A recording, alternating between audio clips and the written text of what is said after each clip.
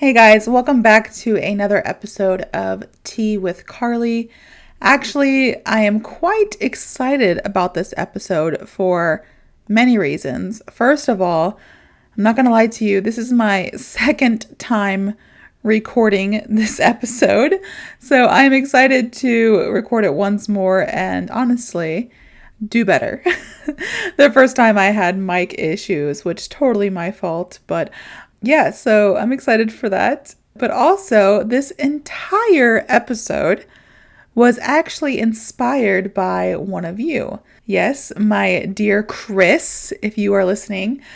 She is one of my students in the Speak English with Tiffany Academy, but also, obviously, she is a viewer here at FasciNATIVE English, and she asked me a question. I know I typically just answer the questions at the end of my normal scheduled podcast, but to be honest, I already had two normal podcasts prepared. Like I already had two quote unquote in the bank that had already been recorded and prepared for you all.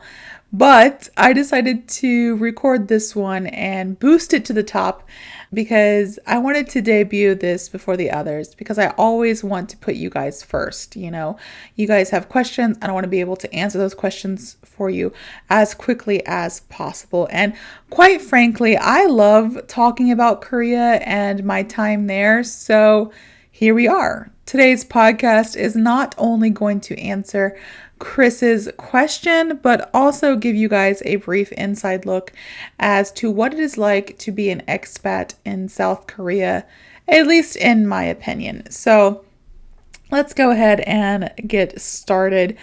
Before we actually get started, though, I guess I should take a moment and first say Happy 4th of July before I go on about how much I love South Korea. I should do my American duties and wish America, my country, a happy birthday, right? But really, no, happy Independence Day, happy 4th of July to all my American listeners out there. I know I love Korea. It is very near and dear to my heart, but I am, after all, American and proud to be so. So happy 4th of July. Happy birthday, America. Now, back to Chris, who surprisingly, she was not the first one to ask me this question, but she is the first to ask me here on YouTube. So I will answer honestly and wholeheartedly. So let me read Chris's comment. So on my last podcast, Summertime Sadness, Chris commented, "Hey Carley, good podcast as always, but I'm really interested in learning about, real life Korean because here in Brazil, the Korean series have an enormous success." She's talking about Korean dramas. "So I want to know what's fiction and what is real. If what we see on TV has any resemblance to real life. Thanks a lot." So basically, Chris is asking all the cool stuff and all the fanciness and the romance that we see in Korean dramas. Is that real life? Is that for real? And you know what, Chris? I'm going to answer it for you. Again, this is my opinion.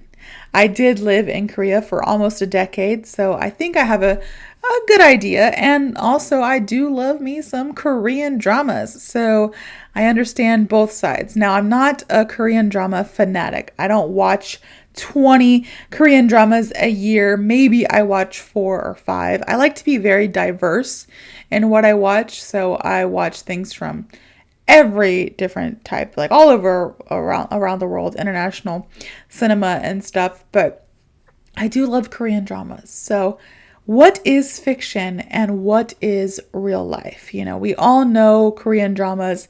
If you don't, I highly recommend you watch some because they are truly amazing. Like top tier cinematic masterpieces, And then on top of that, Korea has K-pop as well.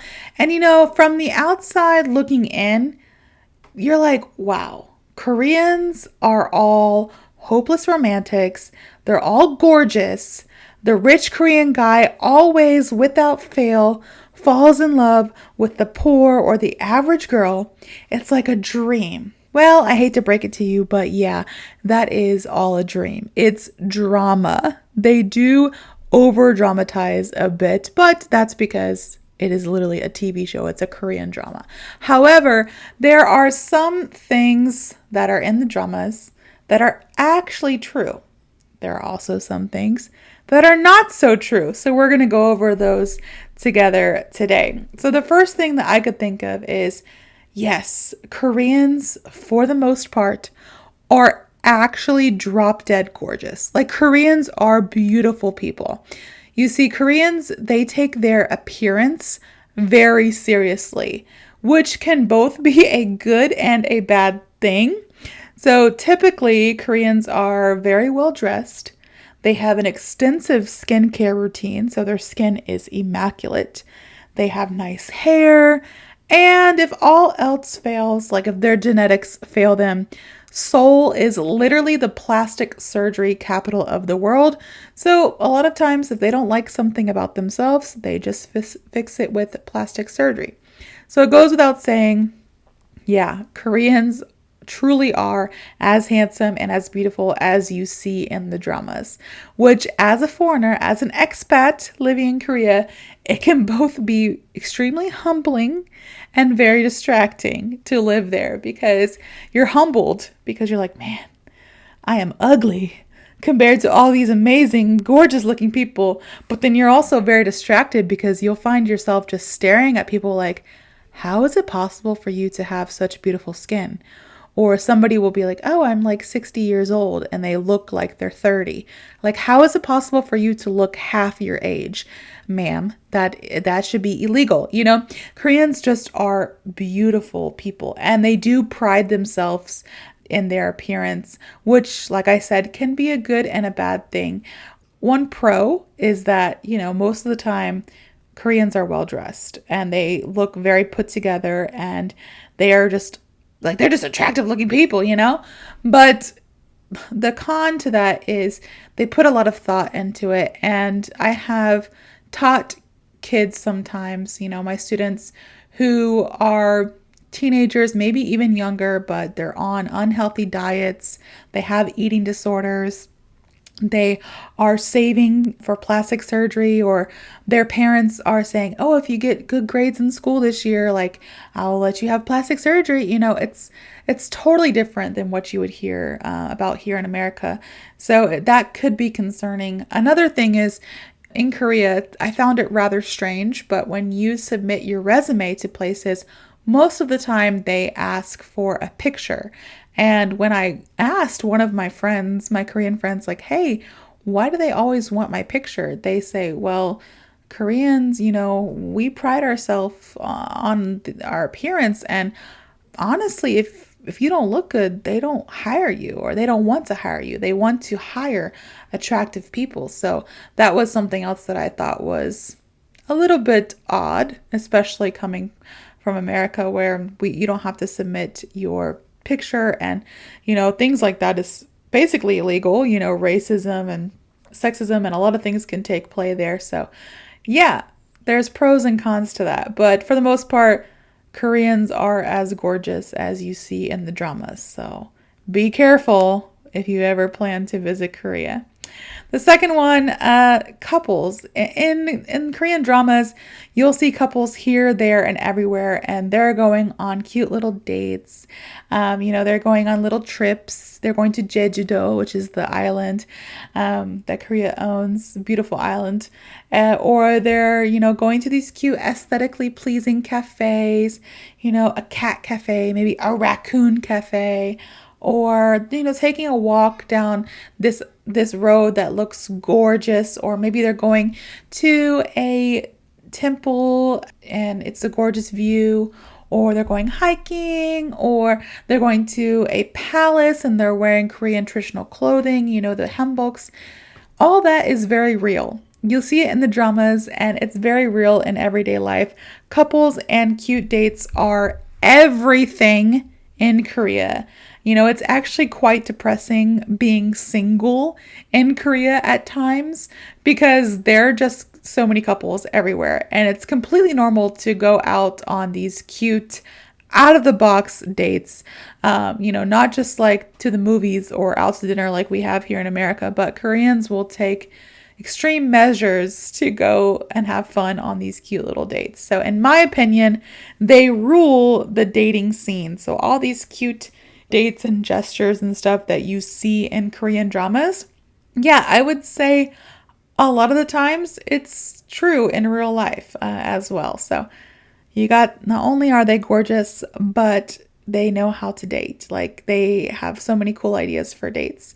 I also, and this one, I have a short little story to share with you about this one as well. But you know how in Korean dramas, there's like usually a super wealthy or rich family and everything. I used to think at first like that was so dramatic and it was only, in dramas. But I found out that that is real. Yes, there are wealthy, wealthy, wealthy Koreans. And I will say it's not as common as you see in the dramas. Like almost every Korean drama has like a bunch of wealthy people or at least one super wealthy family. So I will say they're not as common as you see them in the dramas, but they do exist. Or maybe they are common and I just don't know where to look for them. But I do know they exist. The hierarchy system in Korea is very real and extremely respected. So basically the upper class rule the nation. You see in the dramas all the chairmans and, the owners of these companies, the chairmans of the hospitals and how rich they are. Yeah, that's true. And these families that are like that in Korea, they're basically untouchable. It's not just a thing you see in the drama. It's true in real life as well. And I told you guys that I had a short little story to share with you all about this. So a while back when I was living in South Korea, I saw someone at a cafe and he was kind of cute and I was drinking my coffee. I don't know, like a year into my single life post divorce. And I was like, this guy looks kind of cute, whatever. And he was looking at me. So after he got his coffee, he came over and he was like, "Hey, where are you from?" And he said it in English. So I was like, "Oh, okay, you speak English well." And I told him like, "Oh, I'm American." We started talking. Turns out he went to school in California. And he was only in Korea for the vacation, the break. It was winter break. So I was like, oh, that's cool, and we started talking. He was about not even a year younger than me. And he was like, hey, if you don't mind, I know this really cool noodle place. I can meet you here this weekend. And he was like, I'll meet you here at this cafe and we can go there together. So I was like, okay. The cafe was literally right across from my house. So I met him there and he pulls up in this like fancy Mercedes Benz, which is kind of unheard of, especially for, I don't know, he was like 23 or 24 at the time. So especially for like a 24-year-old, but a fancy Mercedes Benz. And I was like, okay, this is nice. I get in, we start driving to the noodle shop and there's a car following us. So I'm like, oh, okay. And I told him, I was like, don't freak out, but there's a car following us. And he's like, oh yeah, I know, that's my bodyguard. And I was like, excuse me, what did you just say right there, sir? And he's like, yeah, that's my bodyguard. My mom is really worried about me going places by myself, so she sends my bodyguard around with me and he follows me, but he won't bother us, he'll wait in the parking lot. And I was like, who are you? I was like, okay. He's like, I'll talk to you more when we get to the restaurant about it. So I was like, oh my gosh. Like, I'm like, what did I get myself into? Like, who is this man? We get to the restaurant, we eat. Turns out he is the son of a tech company in Korea, the CEO of a tech company. He is their son, very popular tech company in Korea. So I was very surprised and shocked. And he was like, yeah, my bodyguard, my mom, every time I'm in Korea, my mom makes him come everywhere with me, blah, blah, blah. And I was like, okay, kind of weird, but okay. And then if you guys have ever seen like the Lizzie McGuire movie, which is a Disney movie that I used to watch as a kid, that was my Lizzie McGuire moment, because he was like, oh, have you ever been to the beach at night? It was like this one part of the beach We were living in Busan, so he's like, this one part of the beach has a boardwalk. You can walk out there. It's very pretty. You can see the lights. And I'm like, no, I haven't been. So he's like, okay, let's go. And he took every alleyway and he took every detour to kind of lose his bodyguard. And it was so fun and so exciting, so thrilling to, do this. And yeah, I kind of felt like I was in a Korean drama because not only was it, this wealthy guy and we're running away from his security guard, but it was very romantic. Honestly, I'm not gonna lie, like we were friends for a couple years, only like social media friends. We only went on 2 dates because he went back to California. I stayed in Korea. Nothing became of it. Like I have not talked to him in years, but it was cool. Like it was a cool experience. It definitely was me in my Korean drama era. I felt like I was living a Korean drama. It was nice. And I found out, okay, these wealthy Koreans, they exist, So yeah, there are some similarities. Koreans are gorgeous, like in the dramas. There's a bunch of couples everywhere, just like in the dramas, and there are some rich people, just like in the dramas. So there's those things. But now for the bad news, dun dun dun, Korean boys. Ugh. No, I'm just kidding. But unfortunately, most of the romantic aspects of Korean dramas are over dramatized. The dramatic tripping, you trip and then you fall and then your lover scoops you up in their arms and then the song, "You Are My Destiny," plays in the background.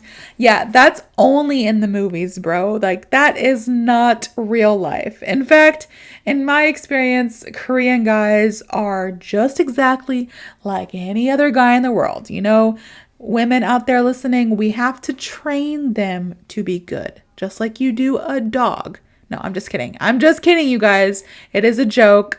But no, who you like and your type is subjective, of course. So love just doesn't come as easy though, as it looks in the Korean dramas. It could be different for other people.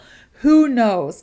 But 9 times out of 10, Korean dramas are super overdramatic about people falling in love, and that just is unrealistic. It doesn't happen in real life. Not saying that it can't, but I'm just saying that I don't think it happens in real life. Here's me spilling my tea. Well, it is called Tea with Carley, all right? But I have to be careful because my husband listens to my podcast and edits stuff for me. So, I have to be careful what I say. I'm just kidding. He doesn't care. But when I was dating in Korea, I had like this brief period where I was like post-divorce, never wanted to get married again. But then I was also lonely because there's a lot of couples in Korea. And it was before I met my current husband. And I just was just meeting people and talking and making friends. Honestly, language learning, it doesn't matter who you are. I just wanted friends. So guys, girls, Korean, non-Korean, whatever. And there was one time that I had a group of Filipino friends that I was hanging out with. We went to Gamcheon Munhwa Maul, which is a cultural village in Busan, one of my favorite places in Korea. It is gorgeous. I think it's probably my most favorite place in the entire world. I love that place so much. And I've been to a lot of countries and it's just like breathtakingly gorgeous. So yeah, I highly recommend going there to Gamcheon village. But I took a group of Filipinos there and they were visiting. And while I was there, we were trying to take a group photo. There was like 10 of us. We were trying to take a group photo, but obviously it was difficult to get us all in the photo. So this guy walked by and he was like, "Hey, you want me to take a photo of you guys?" And he spoke like perfect English, but Australian accent, and he was Korean. And I was like, "Oh yeah, thanks." So he took a photo of us and then he's like, "Hey, if you don't mind, like, can I join you guys?" And I was like, "Yeah, sure." So he joined us and we toured around. He took us down little alleyways and showed us areas that honestly we probably would have never found had we have not been with a native Korean. And we just talked, and he said that he had come back from living in Australia for a few years, and he had only been back for a few days and he was bored and he wanted to get some exercise. So he went to Gamchan that day. And yeah, it was like so organic and so real. And he was cute and he had like this accent and very, I don't know, it's just something about him was different. So actually, I did meet someone. I dated him for 6 or 7 months, but we just wanted different things in life. Sometimes that happens. Our paths didn't cross, but it was also another kind of Korean drama moment where, you just meet somebody and then the song "You Are My Destiny" plays in the background or something, and it feels like a Korean drama. So yeah, I've had multiple times in my life, both good and bad, where it's like, oh my gosh, I'm living in a Korean drama. So I'm not saying that this is the case for everyone, but there are some things about Korean dramas that could be true, like I mentioned before, but there are a lot of things that are not. Another thing, which is a little bit less serious, but it should be noted, especially if you plan on traveling to Korea. In Korean dramas, you see people running up the hill, down the streets, they're chasing cars, they're zooming down the stairs, up the stairs. That is not real, you guys, because Korea is like the capital for tripping and falling on your butt, on your rear end, or on your face. I cannot even tell you how many times I have fallen down in Korea. And this is because most of the time, Korea is very like cobblestone like. So it's not a flat surface and you could trip so easily, and the stairs will get you too. Like there are so many stairs in Korea and you will be hot, sweaty, winded, out of breath. Obviously, if you are an athlete or maybe a little bit healthier than I am, you might be better off. But your girl Carley struggled, and I cannot see how these Koreans in the Korean dramas are having so much energy just running after people. You would never see that in real life. Honestly, in Korea, I don't think I've ever seen anyone running on the street. Even for exercise, I hardly ever see people running on the street. Typically, they run in a gym or around a park or something, but just like running up and down the street, no, that like doesn't happen. Or chasing cars or anything like that. That is all in the dramas. Side note, also, Korean heat, the heat in the summertime and the humidity, let me tell you, when you see in a drama all these men wearing full-blown 6-piece suits in the summer, that is definitely all lies. Cinema, all right? Because there is no one that would want to wear a 6-piece suit in the Korean summer voluntarily, all right? You know why? You will die of a heat stroke. It is so hot. And I am from Florida. I am Floridian, all right, you guys? I understand what heat is. I have been through heat in my life, but never have I ever been through the insufferable, humid heat that is Korean summer. Korean summers are horribly humid and hot. You have sweat all over your body, in your eyes, in your mouth. Your whole body is always moist. And yeah, it is not fun. So in Korean dramas where people are wearing suits and it's like summer, or maybe even you're watching a K-pop video and it's like summertime, but they're wearing sweatpants and a jacket in June, impossible. It is literally just for the fashion or for the movie shoot or for the music video. It is not real life. All right. So I know that's a little bit less serious, but yeah, no, not real life in my opinion. So yeah.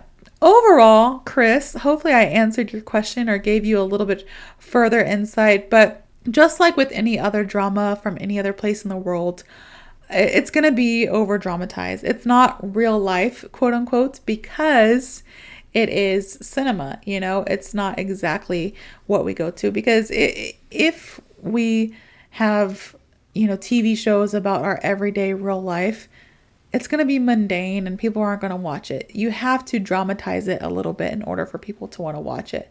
But there are a lot of similarities. And last but not least, I will tell you a quick story before we close today, because I know the title of this is My Life as a Korean Drama. So I'll tell you a quick story. I do feel like I have so many stories because my life is one big Korean drama. However, I do not know if all those stories are appropriate to tell on YouTube or even a podcast or anyone for that matter, because it could be crazy at times. But Chris, if you're talking about, and I'm addressing Chris here because it was her question, but to whoever is listening right now, I highly recommend visiting Korea. Korean dramas do not do Korea justice when it comes to the beauty of Korea. And you might watch Korean dramas and think, wow, Korea is beautiful. I did so as well. I thought, dude, Korea is the most amazing country. It's beautiful. I have to go there. And I watched Korean dramas in high school and I thought this to myself. But nothing prepared me for when I was actually there. Korea is truly a gorgeous place. It's the only place in the world that I can think of off the top of my head where I can literally be at the biggest mall. Literally, it has a Guinness Book of World Records. Sentam City in Busan. It's the largest mall in the world. I could be shopping at the largest mall in the world. 10 minutes later, I can be at the beach. 20 minutes later, I can be hiking a mountain. Like, you have everything all there. You can be one with nature in the morning, and then you can be living your best life shopping, spending all your money later the afternoon, and then chilling with your friends at the beach later that night. You know, it's just an amazing place. It's gorgeous. I highly recommend people visiting Korea to travel all over. Don't just go to the the popular areas like Seoul or Busan. Travel all over. Some of my best time was spent in the smaller cities like Suwon or Changwon or Yosu. So I highly recommend, if you're planning to go somewhere, I recommend Korea. And at least a month minimum. I know it's hard to try to find time to travel for a whole month, but minimum a month if you really want to soak it all in, or maybe even try to spend a year or more abroad working in Korea. If you have the chance or opportunity, I highly recommend doing so because it truly is an amazing country. So now, without further ado, I will tell you guys my short little story before we end this podcast of how my life is a Korean drama. It's kind of a funny story, but it's a plot twist. All right. So this was like maybe 2012 or 2013. Oh, I think it was December of 2012. And I was living in Korea, obviously. And I was trying to move out of my dorm. I didn't want to live in my dorm anymore, so I was looking into getting an apartment. However, I didn't know what I was doing. All right. So I was trying to have friends help me. So like I had a friend of a friend say like, oh, my friend's mom's sister is trying to get somebody to take over her lease of her apartment. It's here. They sent me the address. They're like, hey, she left the key in the mailbox for you. So I didn't have time really because I was going to school to university from 8 a.m. to 3 p.m. and then I was working from 4 p.m. to 10 p.m. So I don't know why, but I was like, let me go here and look at this place after work at like 11 o'clock at night in an area that I didn't know. Now, I will say Korea is super safe. In America, I would never in 100 million years do this, but Korea is a super safe country. Overall, Korea is super safe. And I honestly, I never feel scared to do anything when I'm in Korea because it's just a safe country. But I decided to go after work one day. It's like 11 o'clock. I'm looking for this apartment. I'm trying to navigate to the address, but it's not working. And so I asked some random dude on the street, I'm like, hey man, do you know where I can get to this apartment? And he was like, oh yeah, it's like up the road, blah, blah, blah. He gives me directions. And then he comments, he's like, hey, what kind of phone do you have? And I'm like, it's an iPhone? This is how old this was, 2012, all right? So I was like, it's an iPhone 4. And he was like, oh, nice. Yeah, I heard iPhone 4s are really good. And I'm like, yeah, thanks. And I'm like, okay, whatever, trying to make small talk, like, thank you. And then, oh, I gotta go, bye. So I start walking in the direction that he tells me to go and to the address. Now, granted, I just showed him the address of where I'm going. And I briefly explained to him, I don't know why, because I talk too much, I guess, but I explained to him like, oh yeah, this is an empty house and I'm trying to look for it because I want to possibly move here, you know? Yeah, probably shouldn't have done that, but I'm looking for it and I finally get there and I turn my flashlight on my phone and I'm trying to find the key to this house that was supposed to be in the mailbox. And this guy shows back up and he takes my phone and he runs away. He just hauls butt running away. And here I am stunned, like what just happened? And I look down, I'm wearing boots, but they're high heel boots. It's snowing outside, all right? And I'm like, what do I do? And I'm thinking, all right, he has my phone, yes. But at this time, I had a wallet phone case. So he also had my alien registration cards, like my Korean ID, my student ID, my American driver's license, my Korean debit card, my American debit card, my bus card, my money. Like, he had everything in there. And I was like, run.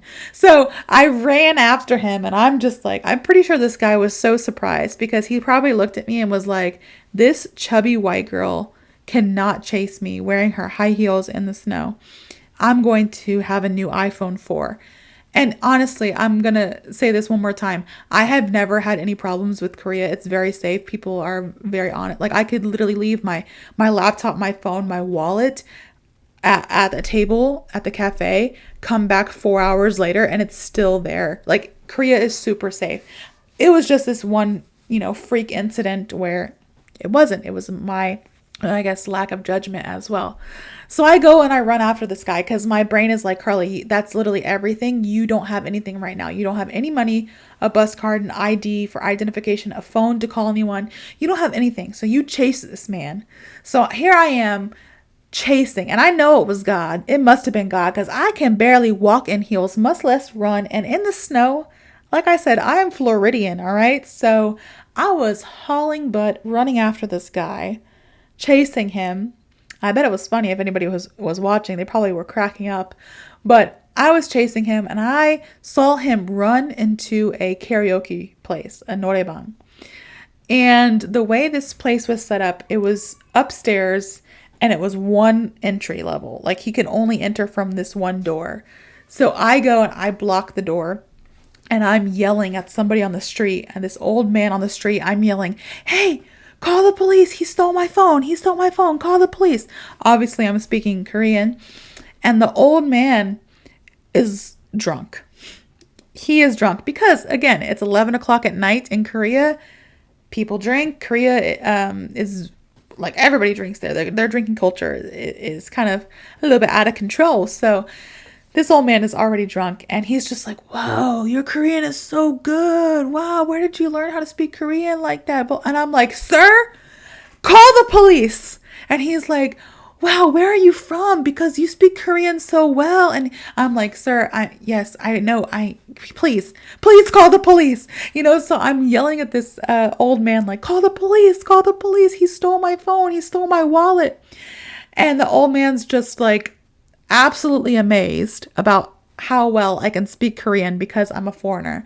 And I'm like, Lord, please help. So then this couple hears me screaming. And they walk by and they're like, oh, okay, we'll call the police. So they call the police for me. Meanwhile, the old man is still like just totally like in awe of my Korean skills. Like, oh, wow, where are you from? How did you learn how to speak Korean? And I'm like, sir, I'm literally having a crisis right now. Can you please not? So the police show up rather quickly, actually. And as soon as the police show up, this man that stole my phone and my wallet and everything, starts coming out and down the stairs because I think he knew like, oh crap, I'm caught. So he starts coming down the stairs. I'm so angry and full of adrenaline. I rush through, I tackle him like a linebacker in football. Boom, bring him to the ground, grab my phone from his hand, and I start yelling like, how dare you steal my phone? How could you do such a thing?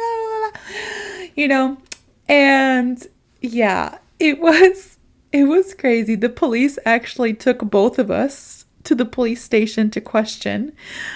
I thought I would be okay. I was like, why do I have to go to the police station? He stole my phone.